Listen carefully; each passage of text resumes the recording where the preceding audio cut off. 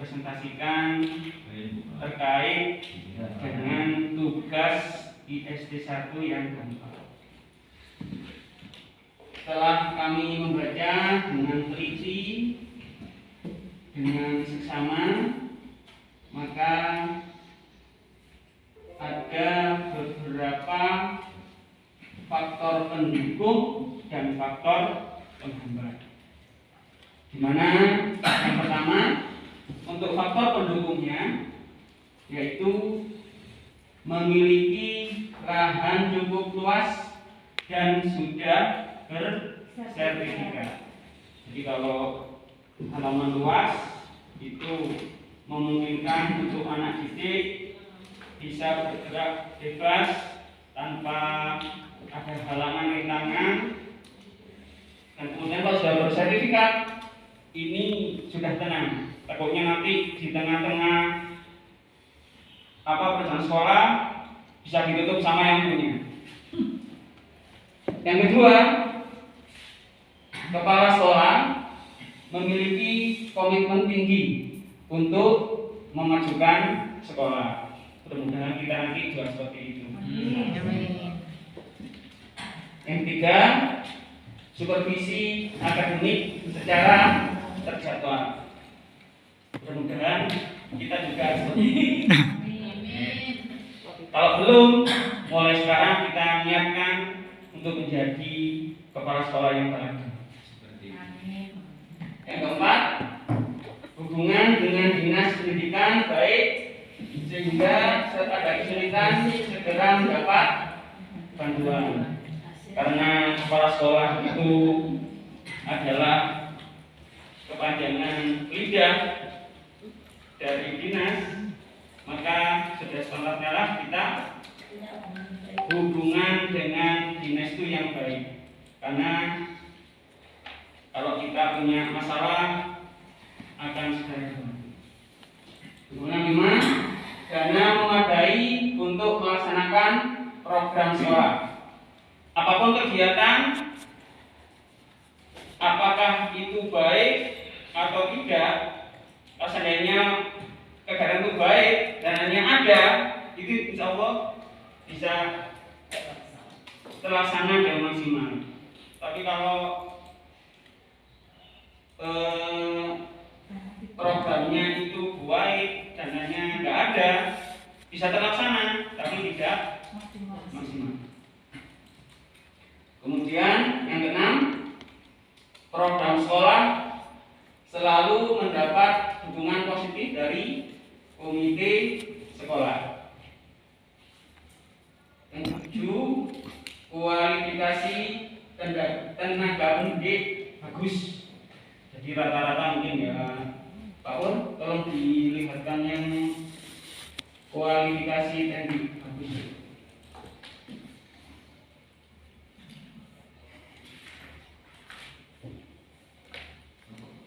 Ya ini, jadi ada yang kepala sekolah saja sudah S2. Ya ini insya Allah mumpuni. Guru semuanya sudah strata 1 yang berjumlah 42.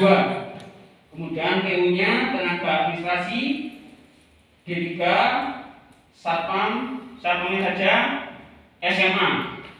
Kemudian yang kelima, tenaga perpustakaannya SMA 1. Sebenarnya Pak Pur yang masih pendukung terus ke bawah. Kemudian adanya partisipasi dari alumni. Jadi alumni masih dilibatkan dalam proses pembelajaran di sekolah. Dan yang 9, jumlah peserta didik terus meningkat setiap tahunnya sesuai dengan yang disampaikan oleh Bapak tadi. Yang 10, sebagian guru sudah menguasai PK. 11, sarana dan prasarana sudah memadai. Jadi kami hanya menulis 11 keunggulan dari sekolah yang tercantum tadi. Sedangkan untuk faktor penghambatnya, yang pertama, guru tidak menyusun RPP sendiri. Jadi mengunduh di internet, kemudian di copy, di paste. Tidak sesuaikan dengan kondisi real waktu pembelajaran di kelas. Kemudian yang kedua, masih banyak guru yang belum melengkapi penyusunan program tahunan, program semester, dan lain-lain, ataupun buku pilihan yang memuat kajian yang telah dilaksanakan. Ini ya cocok karena tekniknya mengambil internet, maka apa istilahnya ini? Yang tadi aku perangkat pembelajarannya itu ya seperti itu. Yang ketiga, pelaksanaan pembelajaran guru kurang tepat dalam pemilihan media pembelajaran. Bahkan ada guru yang jarang sekali menggunakan media alat peraga dalam pembelajaran. Atau mungkin ini juga seperti saya, dengan kan pasti sudah menggunakan media. Kalau saya terus terang hampir belum. Hanya ceramah. Ya bulan ini.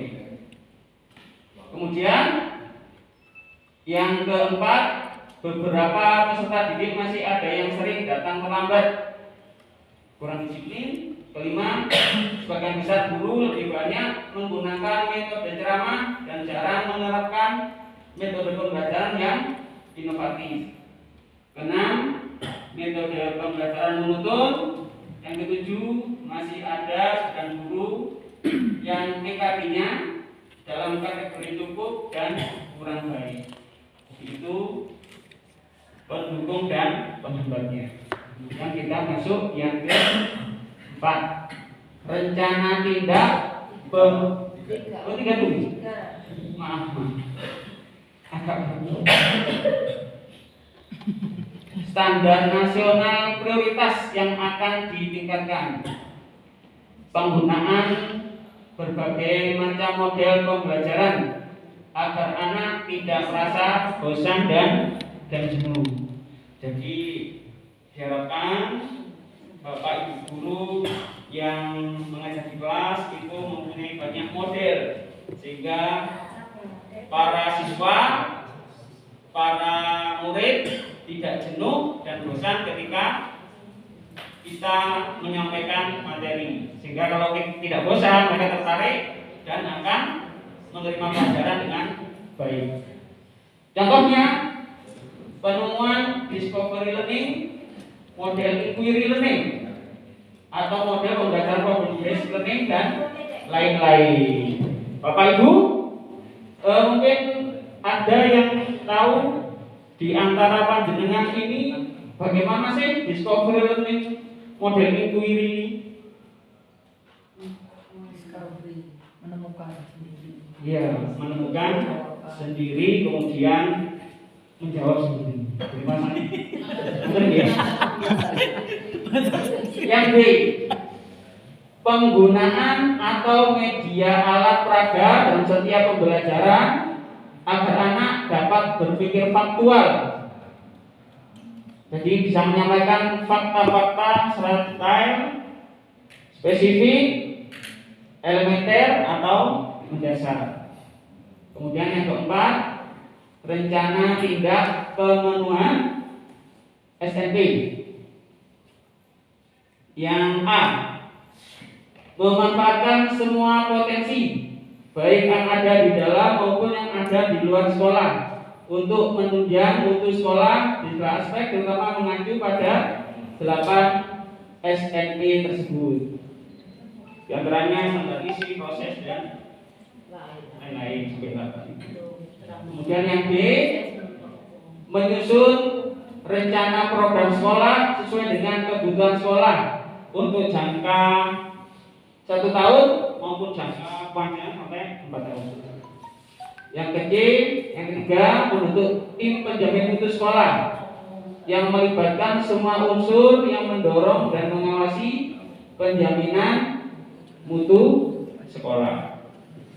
Jadi Bapak Ibu, ada semacam kerjasama baik di internal sekolah maupun di luar sekolah, melibatkan stakeholder yang peduli terhadap pendidikan. Kemudian yang kelima, langkah-langkah rencana tindak mengadakan pelatihan atau workshop penyusunan perangkat pembelajaran bagi guru dan tenaga pendidikan di sekolah. Karena guru itu manusia, pasti butuh asupan ilmu. Dia bisa meningkatkan kualitas dalam proses pembelajarannya. Kemudian yang B, guru perlu melaksanakan proses pembelajaran yang lebih interaktif. Jadi bagaimana kita ini bisa mengajak murid untuk aktif dalam pembelajaran, tidak hanya ceramah seperti saya saja ini. Jadi dilibatkan secara aktif, terstruktur, kemudian terjadwal dengan memanfaatkan sarana dan prasarana yang ada di sekolah. Sarana prasarana ini harus kita maksimalkan biar proses pembelajaran sekolah bisa maksimal. Kemudian yang C, sekolah menyusun program pengadaan dan pemeliharaan sarana dan prasarana, menata lingkungan yang belajar, menata lingkungan belajar yang kondusif, menyediakan fasilitas internet dan pembelajaran serta AKM. Yang ke D, karena terakhir pasti evaluasi, mengevaluasi apa yang telah kita kerjakan. Mungkin itu yang bisa saya sampaikan. Mungkin ada pertanyaan dari Bapak Ibu, dipersilakan. Halo Ibu. Assalamualaikum warahmatullahi wabarakatuh. Saya untuk ini tidak bertanya ya, kita sharing aja. Dari nomor 3, standar nasional prioritas yang akan ditingkatkan. Yang saya dengar dari Bapak Asesor tadi, untuk standar nasional prioritas yang akan kita tingkatkan, kita memperhatikan di penghambat tadi. Kemudian standar apa yang akan kita tingkatkan dalam prioritas yang akan kita ambil. Contoh di situ untuk penghambat, Pak, saya lihat penghambatnya. Di penghambat itu kita akan mengambil di situ kan yang banyak membuat RPP, silabus dan sebagainya.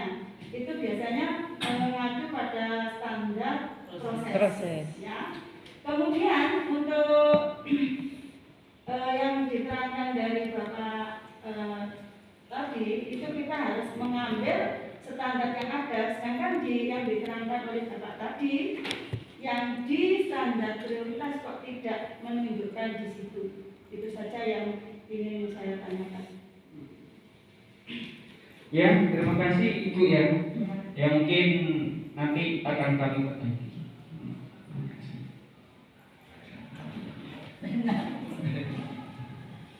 Ada yang lain? Kalau silakan. Itu sudah sebenarnya, cuma tidak secara eksplisit ditulis standar proses, tapi isinya itu sudah termasuk standar proses. Misalnya penggunaan metode kan juga proses, penggunaan perangkat kan juga proses yang dengan tulis di B. Cuma aja di sana kan tidak ada kata-kata kalimat yang berbunyi standar proses, ditambah aja. Terima kasih Ibu ya atas jawabannya. Ternyata materi ini yang lebih tahu Pak Hujan ini. Standar proses apa biasa? Bu, gitu Bu ya. Jawaban dari Bu. Standar proses. Terima kasih. Memang harus seperti ini biar kelas ini bisa hidup, biar tidak monoton tadi, harus interaktif antara murid dan Bapak Ibu guru. Ada yang lain? Bapak Ibu? Pak Purwanto? Cukup ya?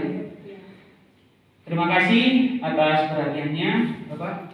Punten kalau ada kesalahan Bila taufik wal hidayah wal ridhoi wal hidayah. Assalamualaikum warahmatullahi wabarakatuh. Assalamualaikum warahmatullahi wabarakatuh.